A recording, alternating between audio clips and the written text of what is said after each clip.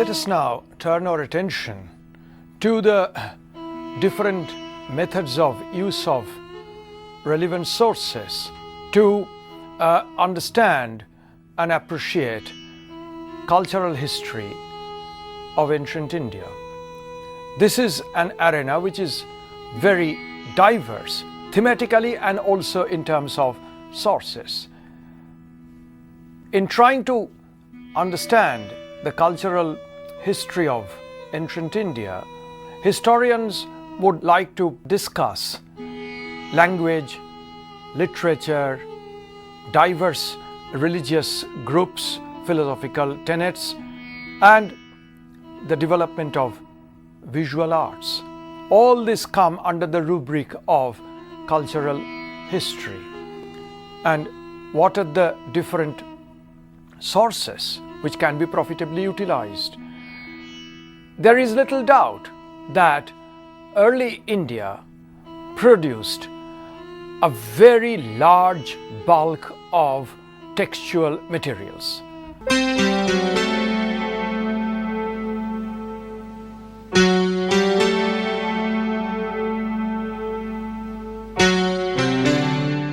A great number of these textual materials were written in Sanskrit. Moment we talk of the literary culture of India, this is a term nowadays used by Sheldon Pollock. Moment one talks of literary cultures, one tends to associate all literary activities in ancient India in one single language, that is Sanskrit. Nobody denies the importance of Sanskrit as a very significant language, and its contribution to Indian culture is enormous. Yet, one cannot miss the obvious point that there were, besides Sanskrit, languages like Prakrit, Pali, Tamil, and also particularly from 800 AD onwards, we see the emergence of many regional vernaculars. And literature was produced, say, after 800 AD in such regional vernaculars like Maharashtri, like Odia, like Telugu. So, once again, the stereotypical monolithic image that by literary creations of India one always looks at Sanskrit texts and production of Sanskrit literature is perhaps not a correct statement. The earliest form of Sanskrit literature obviously goes back to the Vedic texts,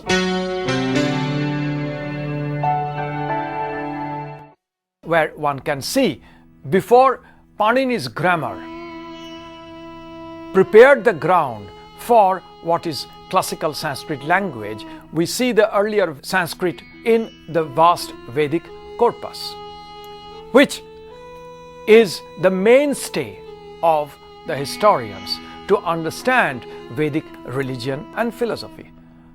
How from the relatively simple and direct worship of different natural elements in the poems and hymns created by Rigvedic seers, one gradually sees the complexities of very elaborate rituals of sacrificial cults, yajnas, is writ large in the later Vedic texts.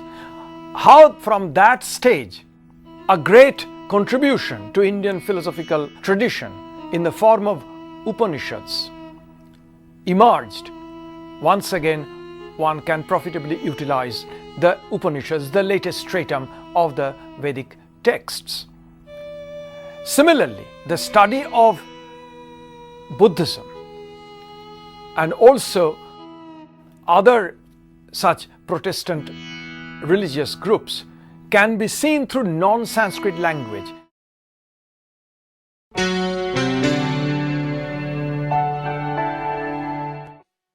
The Buddhist canonical texts were written in Pali language.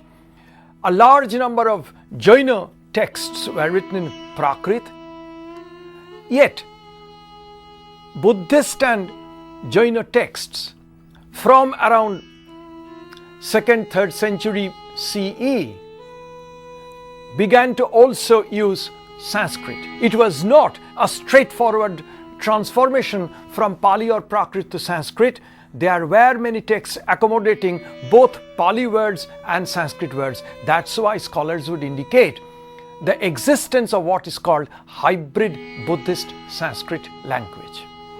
Now, these are also very interesting facets of cultural life.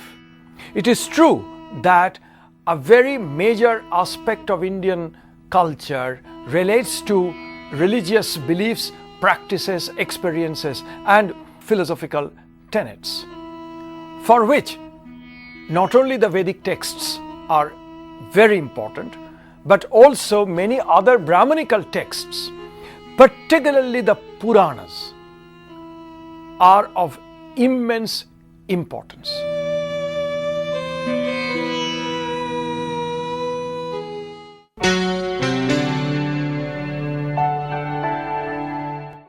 Many of the Puranas, particularly the major 18 Puranas, are composed with a view to championing the sectarian bhakti cults, mostly related either to Vaishnavism or to Shaivism or to the cult of the Great Mother, the Devi worship. If the Puranas are one of the mainstays of understanding the emergence of diverse Brahmanical cults, it cannot merely be appreciated on the basis of textual representations. After all, the gods and goddesses of ancient India are best visible through the images and icons. And there comes the importance of art iconography.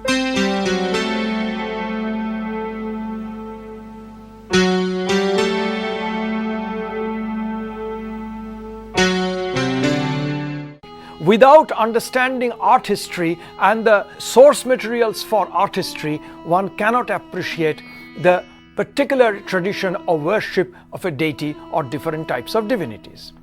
Take, for example, the earliest iconic representation of Krishna Vishnu, Vasudeva Krishna, and his elder brother Balarama figure in the coins of a Greek ruler Agathocles of 2nd century BC, which has been found from the excavation of Ai-Khanum in present Afghanistan.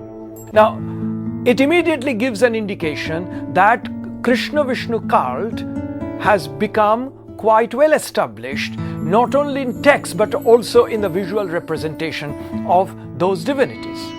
Similarly, the utilization of visual materials, say the representation in the stupas in Bharut and Sanchi, would indicate how the Buddha was never shown in an anthropomorphic form. He was not shown as a human being initially, but through symbols. Symbols like the Bodhi tree, symbol like the footprints, or the figure of a baby elephant, or the wheel of law, Dharma Chakra. It is only, say, from 1st century BCE or 1st century CE, possibly in the vast numbers of sculptures in Mathura and in Gandhara, that one comes across the actual anthropomorphic figure of Buddhas and Bodhisattvas. Now, this is connected not merely with the transformation of the figure of Buddha in human form from the earlier tradition of representing him with aniconic symbols, but it also is inseparably connected with the change in Buddhist philosophy that accommodated and allowed the propitiation of the master in human form. This is a period of change when the Hinayanist school of Buddhism gives way to the greater prominence of different branches of the Mahayanas. Now, these are so intricately intertwined that is difficult to separate one source from the other. Similarly, the same theme of different aspects of the Buddha's life, say from his birth to his leaving Kapilavastu, or to his enlightenment, his preaching at Saranath, his final great demise, Mahaparinirvana. The different aspects of the life of the Buddha is being depicted in three different visual styles, in three different sculptural styles, more or less in three contemporary schools of sculpture, in Gandhara school, in the school of Mathura, and in Amaravati. This shows once again how diverse approaches to visual representations of well-known aspects of the life of the Buddha was practiced.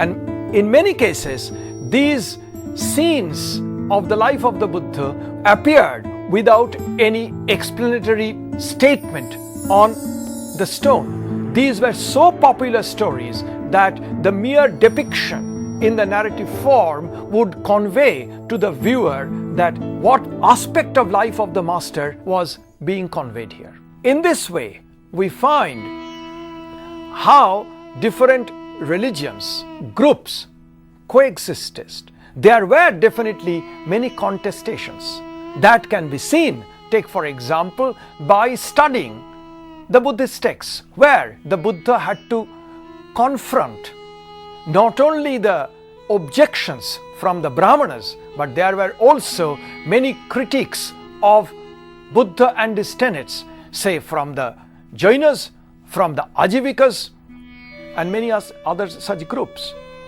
It immediately gives once again an image of plurality of religious expressions, religious beliefs, and it also suggests that amidst contestations, there must have been an openness that accommodated the diverse religious ideas and led to their simultaneous existence. This can be seen also, say, in the use of images of divinities in different coins. The Kushana rulers were eclectic enough to accommodate images of different divinities: Shiva, Buddha, Nana, and many other West Asian divinities on the reverse side of their coins. This was also practiced by the Guptas. They accommodated on the reverse side of their coins the image of many divinities. The multiplicity of various types of divinities and occasional contestations among them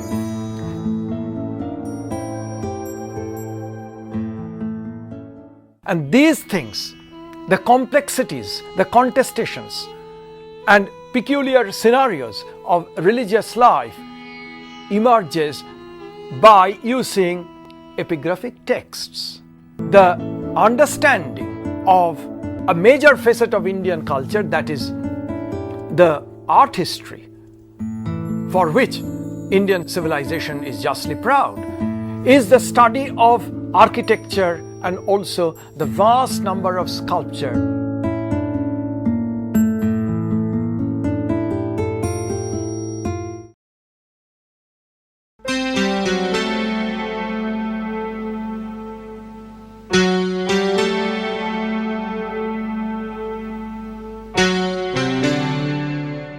The study of architecture takes into account the actual remains of different chaityas, which are actually rock-cut architecture. These are artificial caves or cave shelters hewn out of live rocks, mostly seen in the western part of Deccan. On the other hand, we have the very famous stupa of Sanchi. It is a particular way of approaching this architecture of the stupa by art historians that reveals to us how the stupa originally was possibly an earthen mound to mark a place as a funerary practice over the dead body of someone later takes a particular Buddhist affiliation, and how then the stupa takes the form of a hemispherical dome, usually having a stone encasing with a number of attending elements on the top of the stupa. The stupa does not remain static in its structure but undergoes many phases. This is particularly seen. The stylistic evolution of the stupa can be studied by us historians by using the extant remains of stupas in different parts of the subcontinent.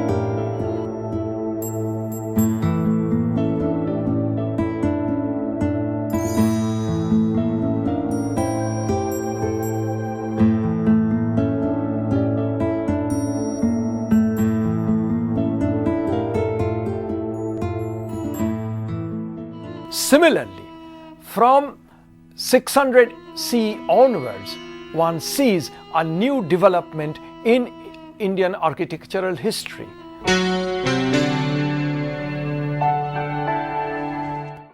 The emergence of structural temples, usually monumental in size. The period from 600 to 1300 is noted for the expression of very strong regionalism in Indian culture. If we see side by side with Sanskrit the emergence of regional vernaculars, we also see how three distinct temple styles emerged in three distinct zones of the subcontinent. The North Indian temple styles with its tapering shikhara or the superstructure of the main temple, and is called Nagara style of temple. It can be very easily contrasted with the Dravida type of temple in South India, where we see the superstructure very tall but constructed as a pyramidal structure over the main shrine. And in between the area which is presently Karnataka, Andhra Pradesh area, there emerge another distinct style called Vesara, which in a way stands for admixture. This is also an area, the meeting point of North India and also the far south. That's why here we find the admixture of both the North Indian style and the South Indian style, and it is called Vesara, which means mixed style of architecture. In the realm of sculpture of this period, we find very distinct regional features in both stone as well as in the metal sculptures. The excellence of metal sculpting comes to our evidence from the Chola areas in South India, rightly celebrated for the fascinating images of Nataraja, Shiva, and also the wonderful images of Buddha from the area of present-day Bangladesh and West Bengal, also partly Bihar, under the rule of the Palas. The style of sculpting of the same god, say Shiva, in the region of Eastern India and in Tamil Nadu have very clear distinctive features, though their iconography follows the common source, essentially the Puranic stories and Puranic prescription of the delineation of the divinity. Yet the style becomes very distinctly regional and had its own regional appeal. This is how we see the multifaceted emergence of sculptural traditions, and there is no one single Indian sculptural tradition. There are many such sculptural traditions, and this is possible by a meticulous understanding of the existing specimens of sculpture.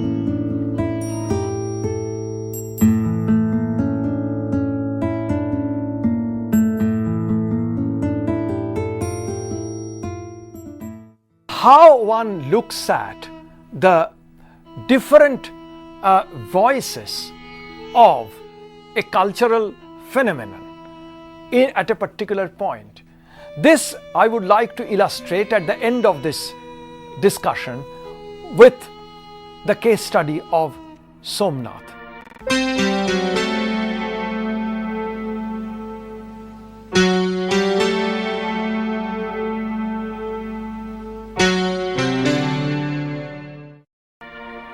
Somnath was indeed a very notable sacred center of the Shaivas, located in the Kathiawar area of Gujarat, close to the sea.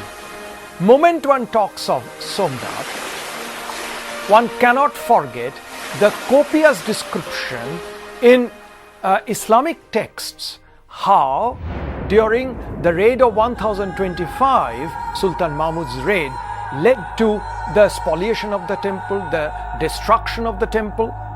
It is well recorded in a large number of Islamic texts. Interestingly enough, as Romila Thapar points out, that this terrible description of temple spoliation, destruction of the temple, rarely figures in an Indian text. Why it is so, it is a mystery. But one also has to take into account that rarely an Indian texts of say 11th, 12th, 13th century spoke about the invasion of the Ghaznavid ruler and the destruction of the temple at Somnath. The local Hindu community in this coastal town in Kathiawar Peninsula had maintained very amicable relation with an incoming Muslim, a ship-owning merchant from Hormuz in Kirman coast in Iran, and helped him with resources to build a mosque at the city of Somnath. We have to remember that at this time Somnath has not come under the rule of the Sultanate. In Gujarat still ruled the Cholukya Baghela rulers, and when land was procured for the construction of this mosque, the Shaiva Pashupata Acharya at Somnath fully approved of this arrangement and then finally approved of, endorsed by the Chalukya ruler Baghela Arjunadeva. With this, if we take into account Al-Biruni's statement that Somnath was also a very flourishing port, particularly to reach Zanz or Zanzibar in East Africa, then we see a multifaceted scenario, the cultural vibrancy at Somnath. It is the story of Somnath is not merely the story of its destruction. It shows the resilience of Somnath, the accommodation of diverse religious groups in Somnath, and that it was not merely a sacred center, but it was also an important center of commerce. That's why Romila Thapar, in a very interesting work, tries to analyze different types of sources on this very important sacred Shaiva center and brings to us many voices of the history of Somnath, which cannot be reduced to a single prism of a particular type of source. There are conflicting views, and it is not definitely a one-sided, simplistic, stereotypical story of Somnath. It offers many-sided aspects of the history of Somnath. It is in this way the history of ancient India becomes much more colorful and in fact a little bit more challenging to study, but it is also much more exciting prospect to study different facets of ancient Indian history, right from political history, social economic institutions, cultural history, by accommodating different types of sources and not approaching a particular period in history of ancient India through the prism of a single particular type of source.